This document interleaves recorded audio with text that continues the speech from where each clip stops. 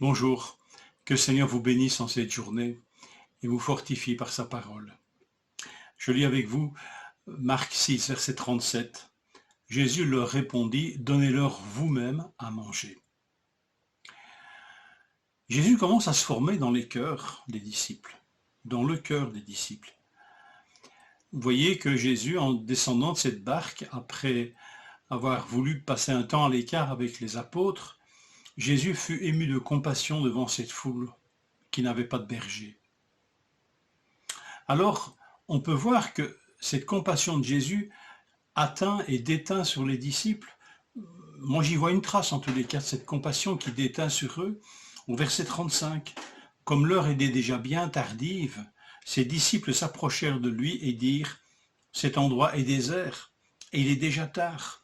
Renvoie-les afin qu'ils aillent dans les campagnes et dans les villages des environs pour s'acheter du pain, car ils n'ont rien à manger, Alors, c'est encourageant, il y a de l'espoir. Côtoyer Jésus, c'est lui permettre de se former en nous. Et voilà que la compassion de Jésus déteint sur les disciples. Alors on pourrait dire, ben voilà, tu as atteint ton objectif, Seigneur, mais non. Voilà Jésus qui surprend à nouveau ses disciples. C'est beau la compassion, c'est juste, mais c'est bien quand cette compassion est agissante. Donnez-leur vous-même à manger.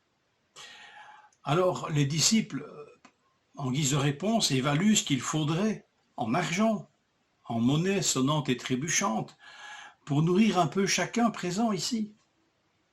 Et puis, en faisant le bilan comptable, 200 deniers, ça suffirait à peine à donner un peu de nourriture à chacun. Et puis, de toute façon, ils n'ont pas cette somme.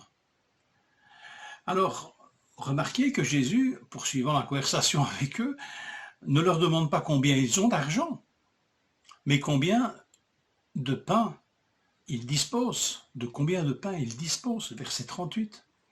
Vous avez bien remarqué ça.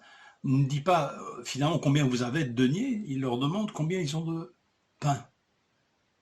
Et Jésus agit non pas avec ce qu'ils n'ont pas, mais avec ce qui est disponible, même si c'est faible en quantité. Jésus n'agit pas avec ce qui n'existe pas. Il agit avec ce qu'il a, et même si cette chose est en petite quantité. Et ce peu, comme pour... enfin bref, ce peu, ils le rompt, et ils le partagent, après avoir remercié Dieu pour ce peu. Et il le donne aux disciples. Et le miracle est ainsi décrit, tous mangèrent et furent rassasiés, et il y eut du reste 12 paniers. Et on comptabilise là, vraiment, dans un émerveillement incroyable, le nombre de personnes présentes, 5000. Alors, cette parole que Jésus leur a adressée, elle est encourageante. Donnez-leur vous-même à manger. Et qu'est-ce qu'il leur a fallu, finalement, pour que cette parole se réalise? De la compassion de la foule, de l'écoute du Seigneur. Vous avez remarqué que les disciples vont obéir, même si les paroles leur semblent mystérieuses.